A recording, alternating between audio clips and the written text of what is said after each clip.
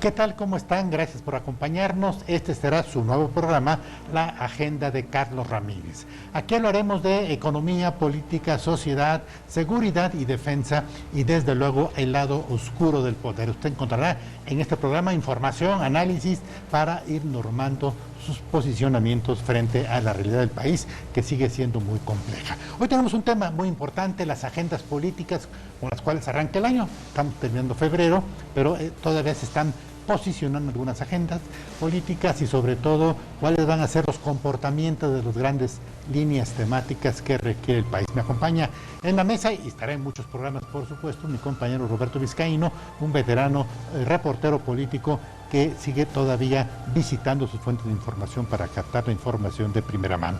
Así que no se vaya, comenzamos.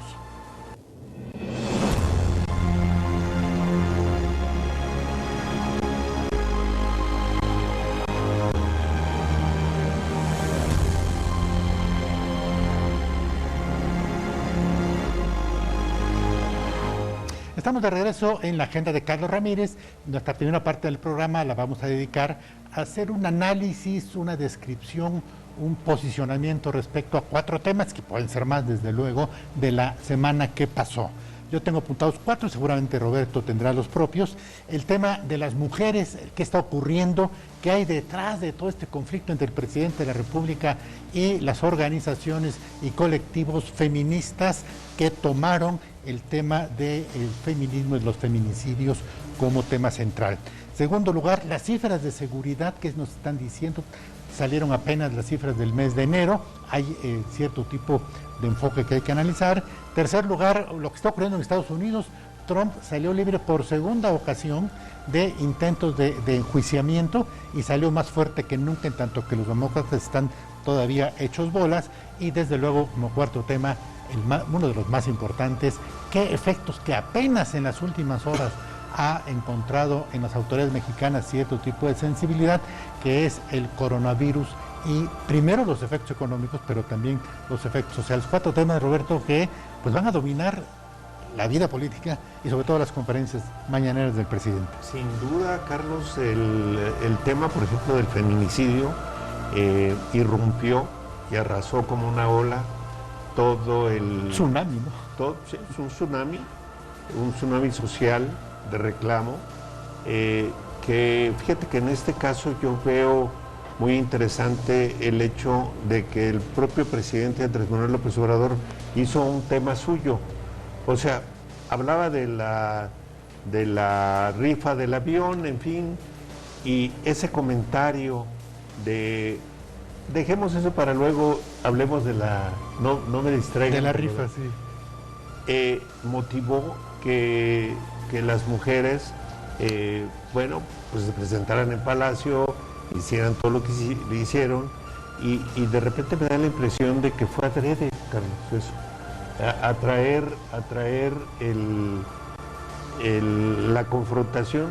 No olvidemos que la vida política de Andrés Manuel surge de la confrontación. Él sabe perfectamente bien el manejo que le da a este tipo de situaciones.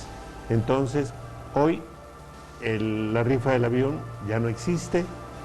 Estamos centrados en el tema de del movimiento feminista, ¿no?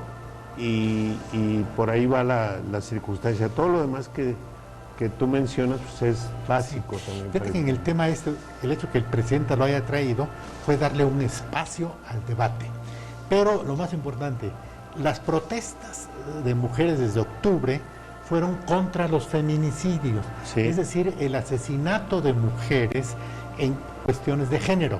La pareja, el odio por ser mujer, lado débil, no son delitos contra las mujeres, sino específicamente feminicidios, 976 feminicidios en el año 2019.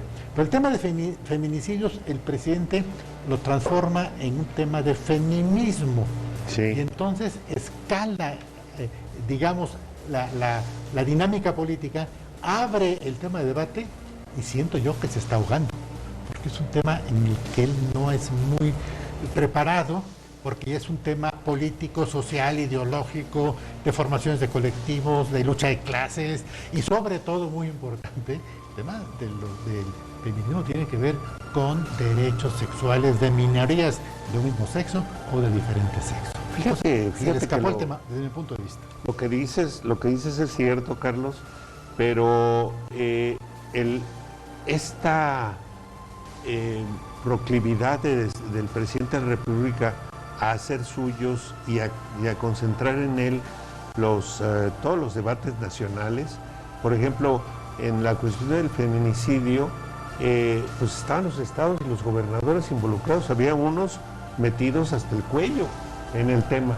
Andrés Manuel los borró, los dejó. La Secretaría de Gobernación, que tiene a su Gobernación. cargo lo que es el manejo de la ley a favor de las mujeres para una vida libre de violencia, Sí. borrada también. Concentró todo el movimiento feminista y contra los feminicidios en la Ciudad de México. Fue excepcional el caso de Hermosillo que ocurrió hace algunos días, pero se borró prácticamente en el resto del país. A mí eso me da la impresión de que es algo que quería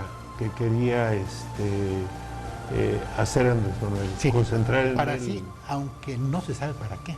Ah, No hay una agenda política, no hay una, digamos, proceso de decir, tomo el tema, lo escalo, acelero las contradicciones, radicalizo las posiciones y ofrezco una solución y entonces para mi beneficio. Además, el otro tema, los feminicidios, es decir, asesinatos de mujeres por cuestiones de género, es el 0.05% del total de los delitos.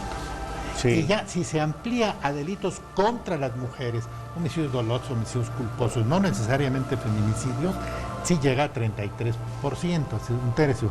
Pero feminicidios, 0.05%. Él lo que hizo fue hacer más visible el tema, el conflicto, y siento yo que no hay una solución de corto plazo, sino simplemente debatir. Yo creo que le estalló, Carlos, dos casos emblemáticos. El de la joven que fue muerta por su pareja y el de la niña Fátima. Sí. Fueron dos casos, pero pues apenas son dos casos de otros muchos casos. Que tiene sobrecalentado las relaciones es. políticas, los conflictos con los colectivos femeninos. Así es. Y bueno, este ambiente de debate y de movilización social por la cuestión de las mujeres ha dejado de lado otros temas importantes en el debate público, Carlos.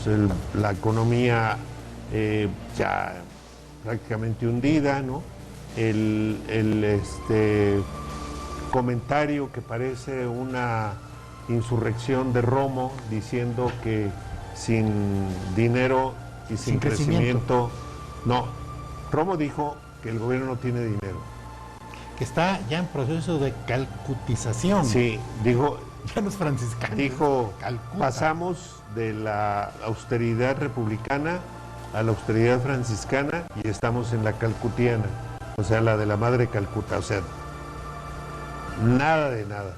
Entonces, yo no sé, porque lo dijo en el enclave más importante, Carlos, de Romo, y Romo sabe de eso, es empresario, en el enclave más importante del sector financiero, que fue justamente un foro donde acuden las calificadoras, los empresarios, los directivos de bancos y de instituciones financieras. Y lo que dice ahí Romo, intentando sacar adelante a la política del presidente López Obrador, es prácticamente huyan del país porque aquí no hay nada. O sea, lo que les dice a ellos es, no hay dinero, no tenemos dinero, No va a haber actividad económica. no va a haber, Por no- sin crecimiento no hay cuarta transformación, y la responsabilidad es de ustedes de invertir. Dejen en sus casas la ideología cuando todos los días el presidente los acribilla con cuestiones de carácter ideológico. Y el otro punto, hagan negocios. Los negocios no es nada más de decir voy a hacer un negocio. La inversión pública y la producción la determina la demanda, y la demanda efectiva anda abajo de cero. Es decir, no hay gente que compre, no hay mercado interno, entonces ¿para qué producir? El Producto Interno Bruto confirmado, el último reporte del INEGI del año pasado, 2019, fue de menos 0.1, y para este año, con la meta de 2%, andará más o menos por lo mismo, o quizá entre 0 y menos 0.5, menos 0.7. Y ciertamente... Y el otro dato, para cerrar el tema, sí, que tú tienes más información de esa parte, Romo es encargado, para decirlo, ministro del Gabinete para el Crecimiento. Sí. Pero su primera aparición fue compren boletos, y su segunda, estamos en Calcuta y váyanse. Y váyanse, porque aquí no tenemos, nosotros no tenemos los planes los tienen ustedes. Iniciativa privada le transfiere a la iniciativa privada la responsabilidad del crecimiento, Carlos. En este escenario en el que tú acabas de dar pues todos los datos básicos. Y ciertamente el escenario global no es alentador. Estamos en recesión en muchas partes del mundo, pero aquí los problemas surgen básicamente de las decisiones políticas de economía y financieras del gobierno del presidente López Obrador. O sea, sí hay repercusión, pero lo fundamental está dentro del país. Este es el primer planteamiento, este es el escenario político en el que vamos a estar desarrollando este programa. No se vaya, regresamos después de un corte.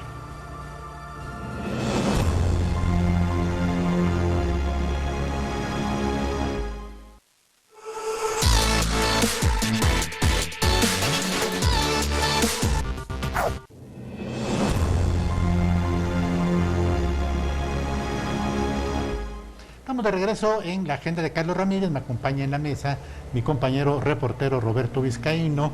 Tiene la información de pulso ya en terreno aterrizado de la política, la economía y la sociedad.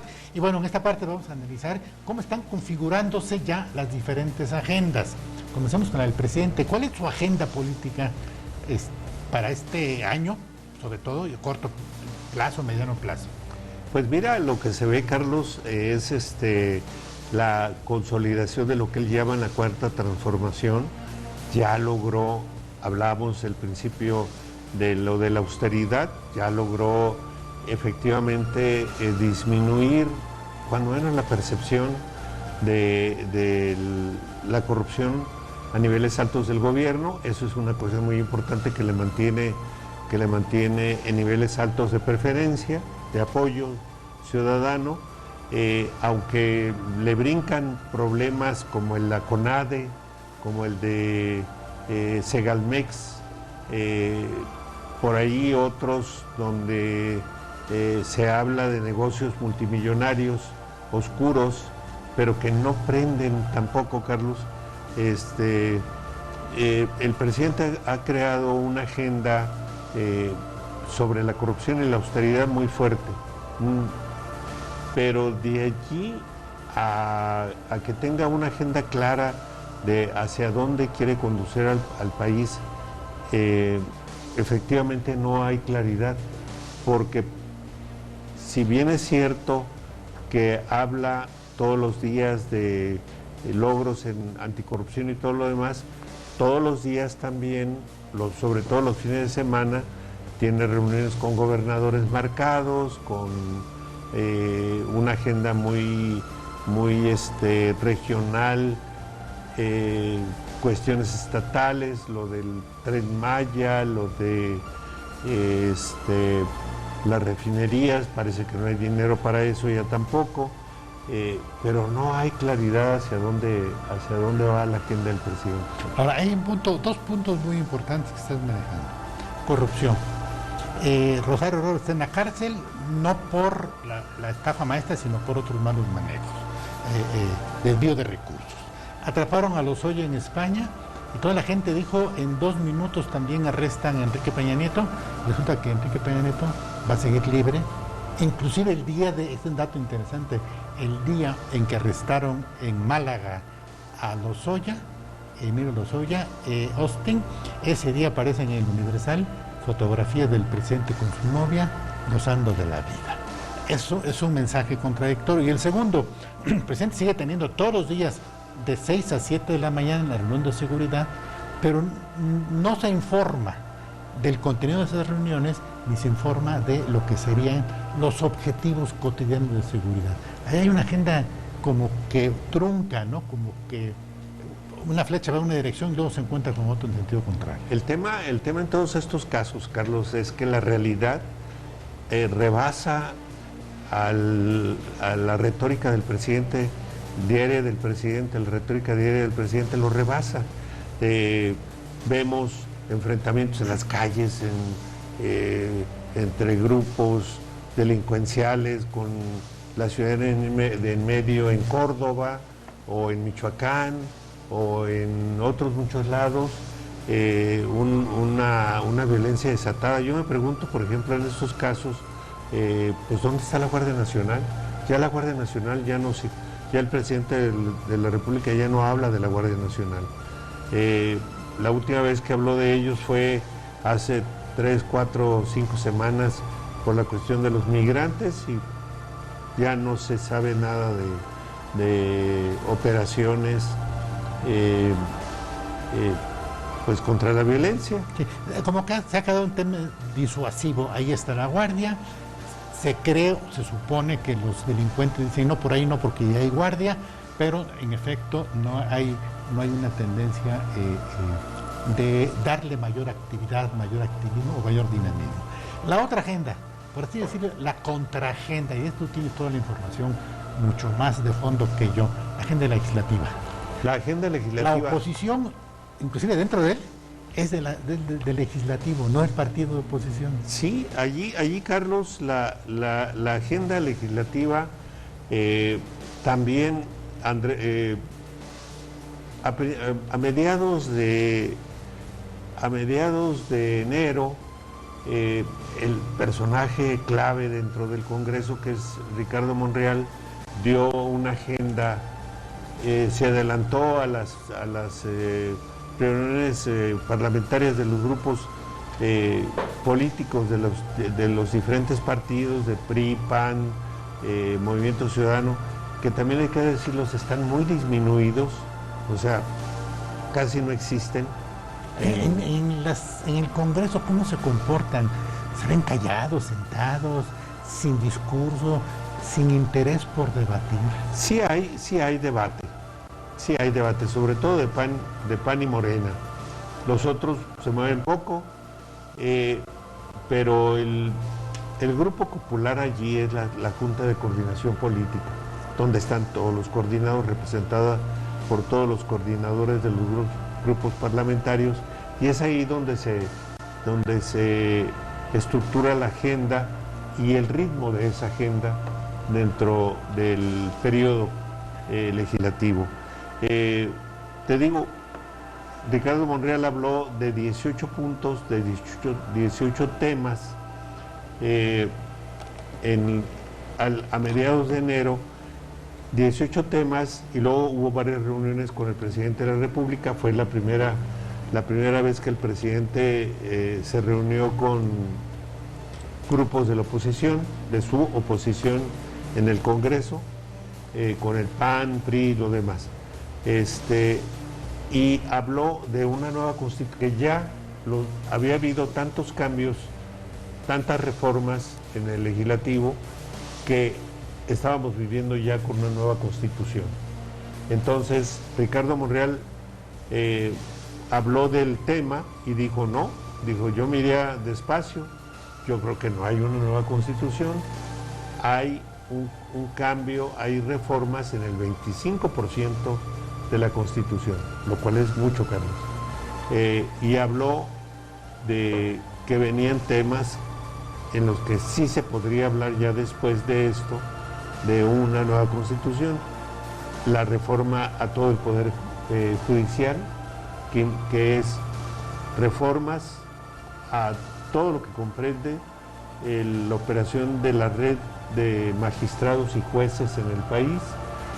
Indudablemente la más importante va a ser la que toque a la Suprema Corte de Justicia y a la Judicatura Federal, que hay que decirlo, es el área que no estaba bajo el control de Andrés Manuel y que poco a poco vemos que tiene ya una gran influencia en esa área. Está ahí todos los tribunales, el Tribunal Federal Electoral, y los tribunales que le llaman de justicia cotidiana, el pleito entre vecinos, de las pequeñas empresas, esto, lo otro, que es el 80% de los juicios en el país. Esos van a tener un cambio. A ver, adelantándonos un poco a los acontecimientos, ¿qué viene o qué prevés que venga o qué has oteado por ahí en mente que venga en cuanto a reforma electoral?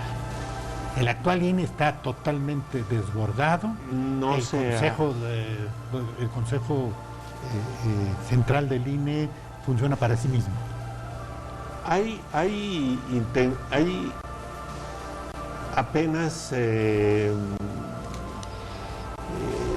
comentarios sobre eso, Carlos. No hay claridad ni de la parte de Morena, del gobierno, porque Morena está deshecho. Está en guerra interna. Los rebasó ya la vida en que se daba la vida del PRD, los grupos y las tribus y todo lo demás en Morena están en trincheras todos los días ya. Entonces no hay una claridad de qué es lo que se viene con la reforma electoral, la nueva reforma electoral. Sí hay indicios de que pueda venir. Sí, ya está anunciada y está pactada entre los diferentes grupos parlamentarios para que venga la nueva. A ver, tengo entendido de que un año antes del proceso electoral no se pueden hacer, durante el año antes del proceso electoral no se pueden hacer reformas, o sea, tendría que ser de aquí a julio. De aquí a septiembre. No, el proceso electoral es en julio o en septiembre, el 2021. En julio. Entonces sería julio de este año, un año. Bueno, sí. Sí, antes de julio, o sea, hasta junio. Sí. Marzo, abril, mayo, junio, 4 meses. No tienen mucho. Tendría que ser yo no lo veo para este periodo que termina en abril. No veo, porque tienen, pues bueno, mira, están llenos de asuntos legislativos. Ahorita el tema de lo del outsourcing es central. Los mantiene muy ocupados. Está lo del recorte presupuestal a partidos políticos, que forma parte de la reforma electoral. Está ahí toda la cuestión del sistema financiero, reformas al sistema financiero. Se está hablando ya de la necesidad de una nueva reforma fiscal y eso choca directamente con uno de los temas esenciales de la campaña de Andrés Manuel, que dijo que no iba a tocar la cuestión hasta la segunda mitad fiscal, que no iba a haber cambios en impuestos, en la cuestión de impuestos. En fin, hay temas, 18 temas que deben andar ya en los 25 o más temas legislativos, si le suman lo de los partidos y lo de áreas del gobierno, ¿no? Bueno, y los que se suben esta semana. Así es. Bueno, muy bien, vamos a un corte, no se vaya, regresamos.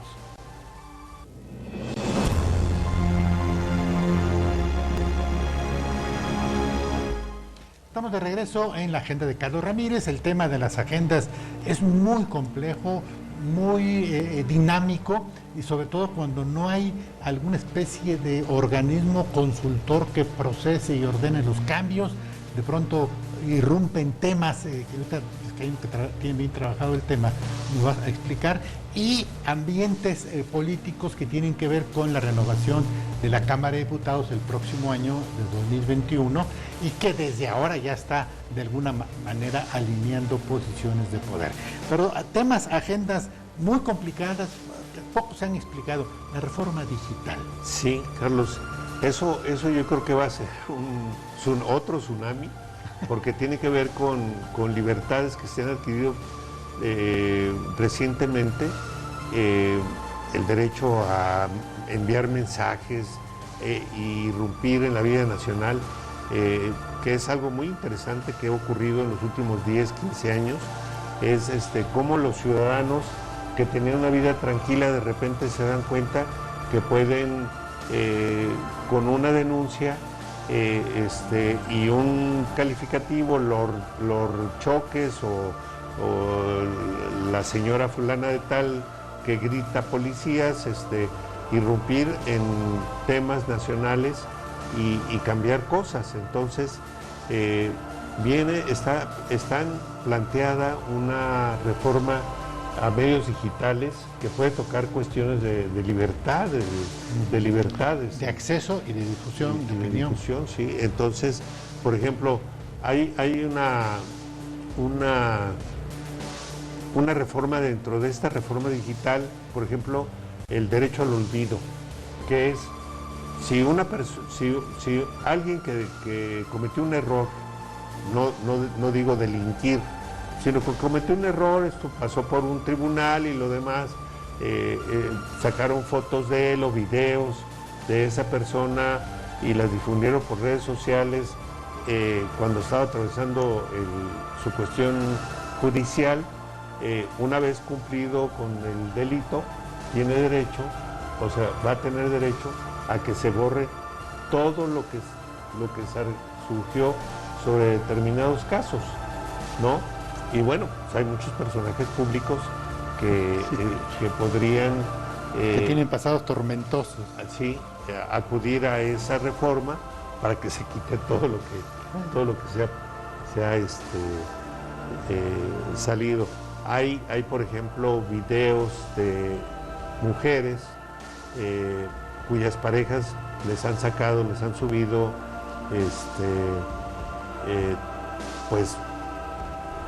cuestiones íntimas que han corrido por muchas redes sociales y que pueden reclamar con justa razón limpiar ese. Las benditas redes sociales se van a convertir en las malditas redes sociales y van a ser un factor político. Antes el territorio de debate era el espacio público, la plaza pública, hoy va a ser el espacio digital. Sí, se está hablando en estos temas, Carlos, de, por ejemplo, ¿qué pasaría si alguien reclama que se borren partes de las mañaneras donde el presidente involucró a alguien y luego resultó que no era cierto o que ese alguien cumplió con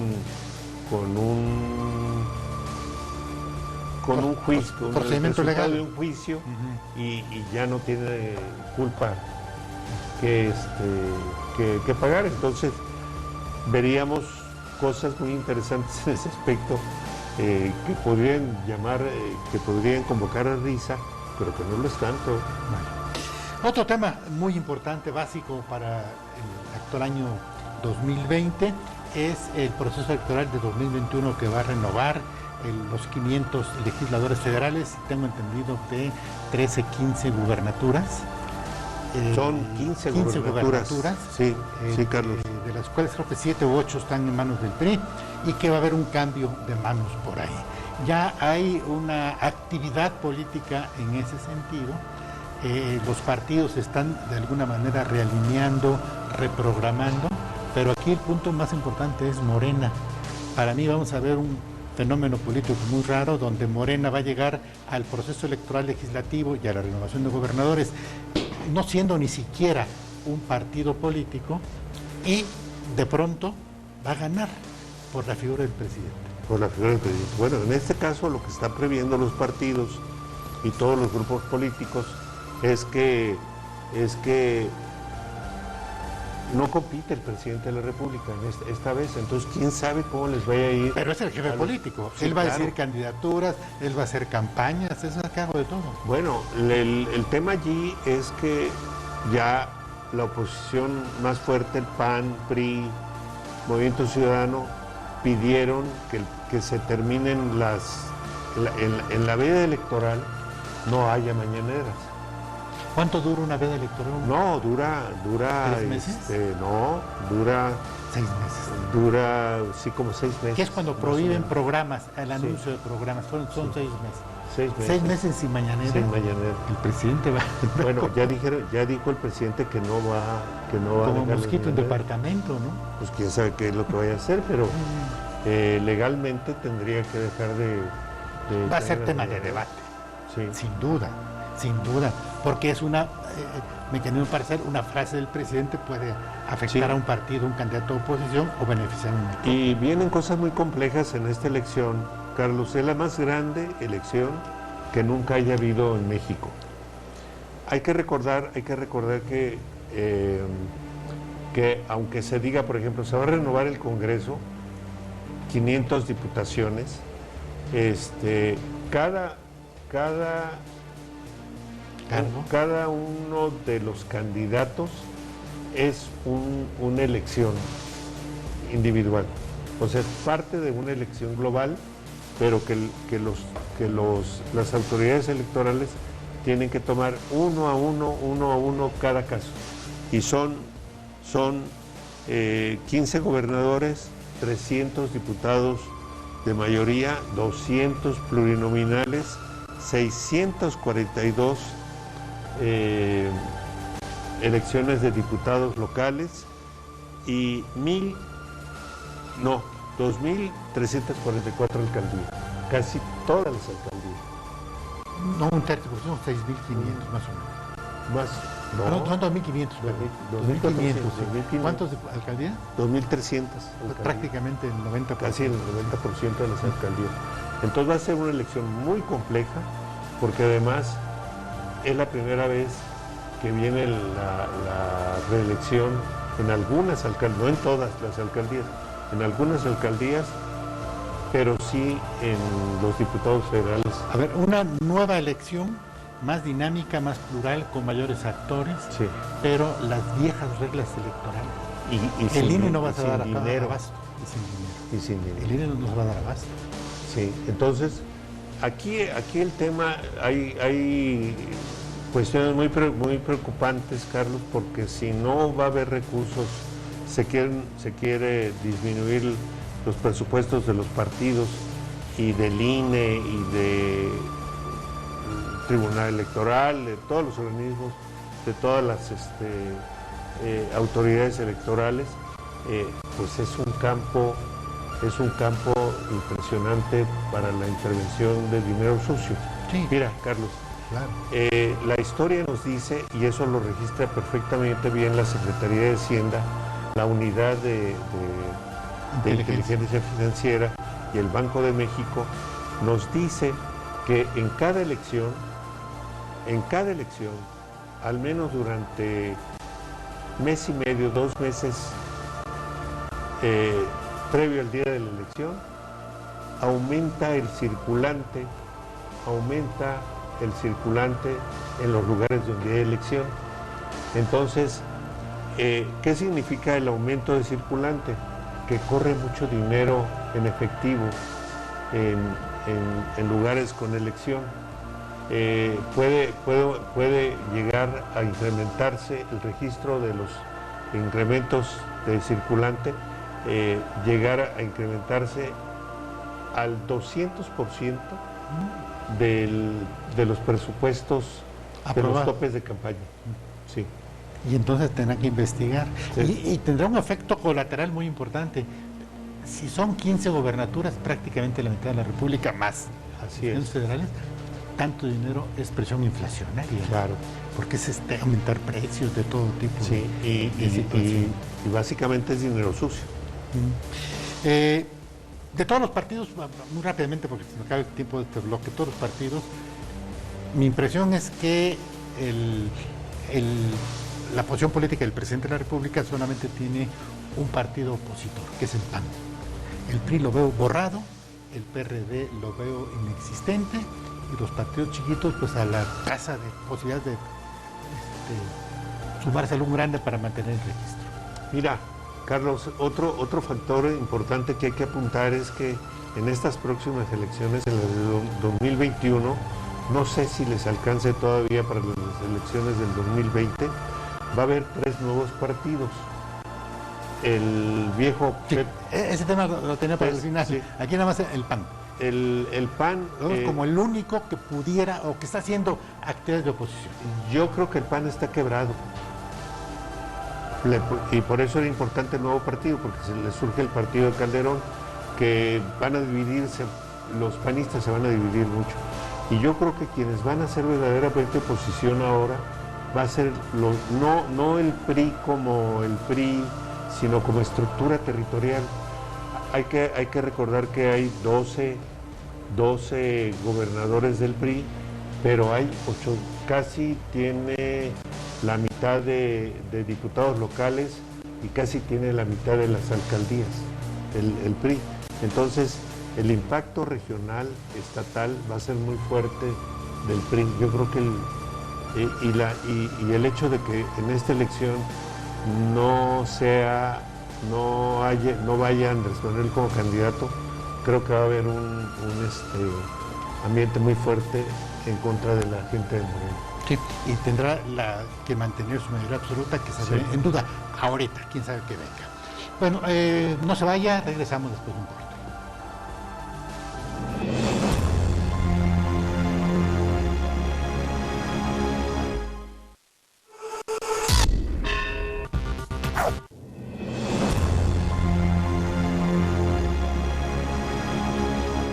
Estamos de regreso en la agenda de Carlos Ramírez, temas políticos, en esta primera incursión de regreso a la televisión, el tema de las agendas políticas, los temas más importantes. Me acompaña en el estudio mi compañero Roberto Vizcaíno, reportero político de Tierra, Territorial, y esta última bloque vamos a tratar de identificar y adelantar cuáles serían los temas de las agendas pendientes. Yo tendría apuntados importantes: coronavirus, porque ya está afectando el crecimiento económico, la bolsa de valores. Pues, ¿qué va a pasar con la rifa del avión? Tanto repudiamos esto que ahora estamos de morbosos. ¿Y ahora qué va a hacer con el avión? No con la rifa, sino el avión. El avión. El tercero, bueno, los nuevos partidos que tú mencionabas en el bloque anterior, eso es muy importante. Y bueno, lo de Donald Trump, el muro y su campaña, que será menor, pero será importante. No, el tema de Trump es Trump está ya en campaña y todo indica que se va a reelegir. Entonces, ¿cuánto se va a meter con México y con el gobierno de Andrés Manuel? Bueno, lo vemos, por ejemplo, en el caso de la intervención del embajador Landó frente a Durazo hace unos cuantos días. Ya el presidente Trump ya no da declaraciones contra México, manda a sus enviados, manda al fiscal que hable con la... Dice que no estamos a la altura de su vida. No estamos a la altura de sus comentarios. Sin duda, pues va a tener una repercusión, sobre todo a nivel empresarial, va a ser el primer año del nuevo TECMEC, ¿no? El nuevo Tratado de Libre Comercio. Fíjate que este tema es importante. El embajador no solamente criticó seguridad, se reunió con empresarios dándole la vuelta a lo que serían relaciones diplomáticas. No lo puede hacer por su cuenta, ya lo hizo. Así es. Entonces, están operando directamente en México los poderes de Estados Unidos. Hay agentes en México. Hay que acordarnos, se nos olvida porque la dinámica informativa es muy rápida, pero está el FBI en México por el caso Levarón. Claro. Están metidos en México agentes. Eso de que anden armados o no, mira... No, es que por ley se permite. Ya la ley permite que agentes extranjeros que vengan en Río Suyo puedan andar armados. Yo creo que estamos viviendo una agenda muy convulsa en todos los sentidos. No hay inversión, los empresarios no invierten y la cuestión política está muy revuelta. no van a ser unas elecciones muy tersas las que vienen, ni las de este año ni las del próximo. Los conflictos internos en los partidos son muy poderosos, entonces yo veo un México muy complicado. A ver, tú mencionabas en el bloque anterior, y te pedí que pasáramos a nuevos partidos. A ver, sí, tres sí. nuevos partidos que son los mismos, que son viejos. Son viejos. Es decir, no hay una renovación política, no hay un refrescar la vida política. Mira, estos partidos que vienen, dos vienen a hacerle el juego a Andrés Manuel, por si Andrés Manuel se sale de Morena, puede utilizar perfectamente bien al nuevo PES de Hugo Eric y el del Bester, redes sociales, que es el nuevo panal, ¿no? Con el grupo, mira, el análisis que hicieron dentro del CENTE indica que el Bester tiene simpatías entre el 17 y 25% del... Caray.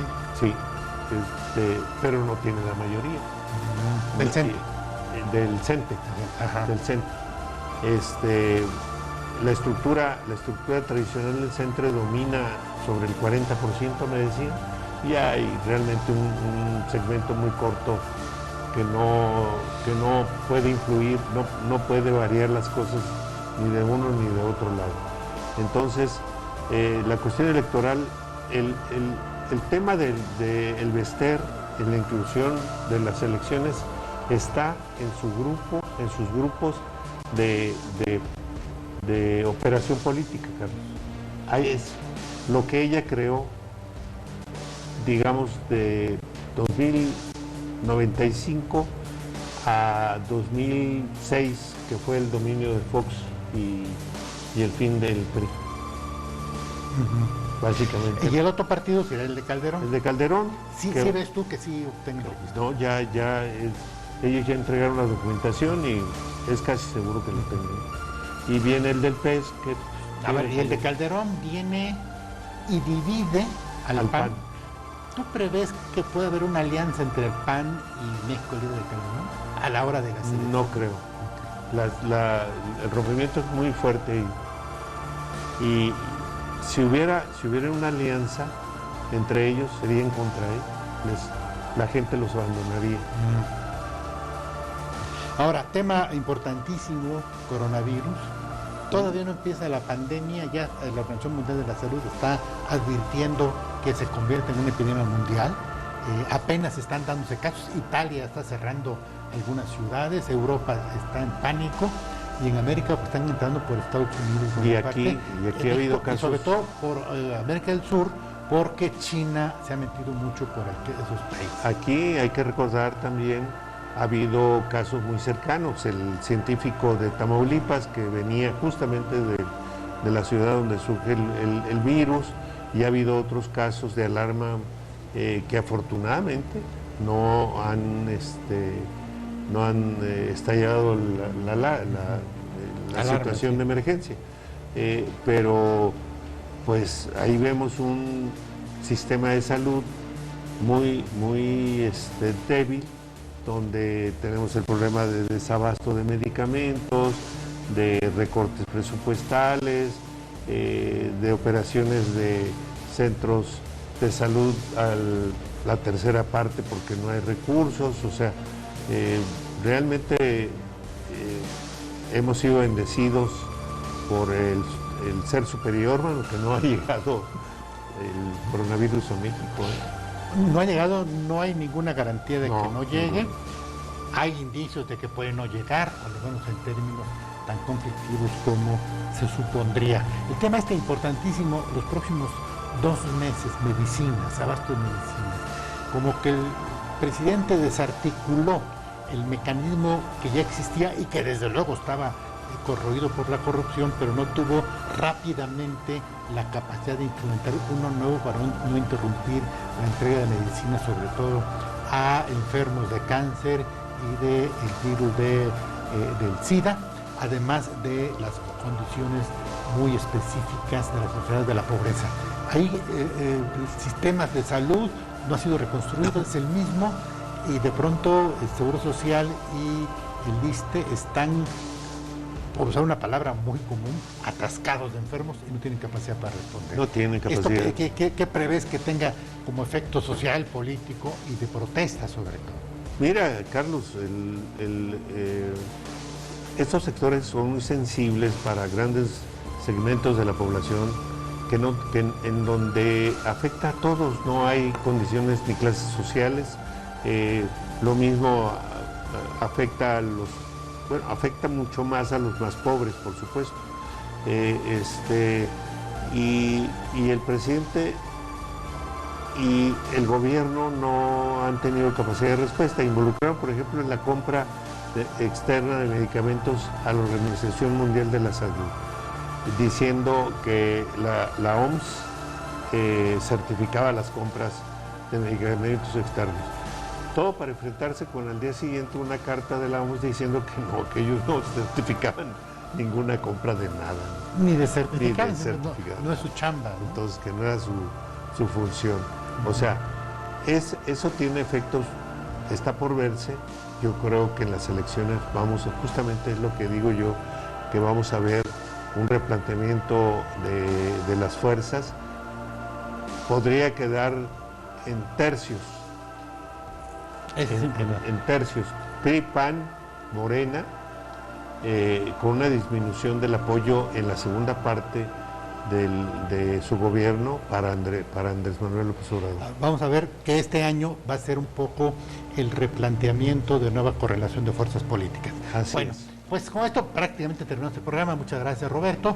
Queda una especie de mini bloque que vamos aquí a airear, lo que yo he llamado lecciones de política para principiantes.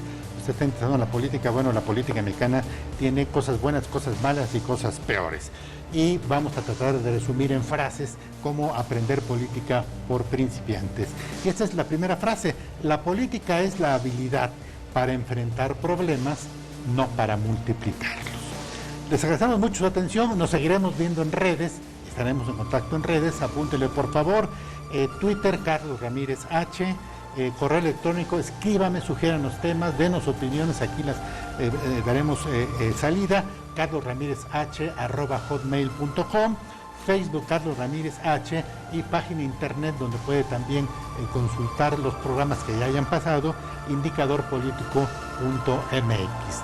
Gracias por su atención. Este va a ser un tema muy plural, muy diverso, con mucha profundidad. Tocaremos los temas de la superficie, desde luego, pero trataremos de encontrar lo que se mueve debajo de la política, que suele ser más importante, pero sobre todo también más imprevisible, y es en donde salta la liebre. Lo comentamos al principio del programa en el asunto de cómo feminicidios, o sea, asesinatos de mujeres por cuestiones de género, 938 en un año, de pronto se convierte en un tema de feminismo que genera crisis política, enfrentamientos entre sectores, entre el presidente de la República y algunos colectivos feministas, y que pase lo que pase en el paro de Un Día Son Mujeres, que va a darse el 9 de marzo, tendrá efectos posteriores, porque los colectivos femeninos, con sus alianzas masculinas y sectores políticos, van a empoderarse de una agenda para la cual, hasta donde hemos visto, el gobierno federal no está preparado ni tiene los instrumentos de control, de administración o siquiera de canalización. La gran pregunta es por qué el gobierno federal no ha aplicado la ley contra la violencia y para que las mujeres vivan en un mundo sin agresiones. Ahí está la ley, habla de declaraciones de alertas de género, organizaciones, grupos de estudios, nada se ha aplicado. Hay una pasividad que es lo que está fomentando la crisis política. En fin, estos temas vamos a seguirlos tratando. Les agradecemos mucho su atención y nos vemos aquí la próxima semana. Hasta luego.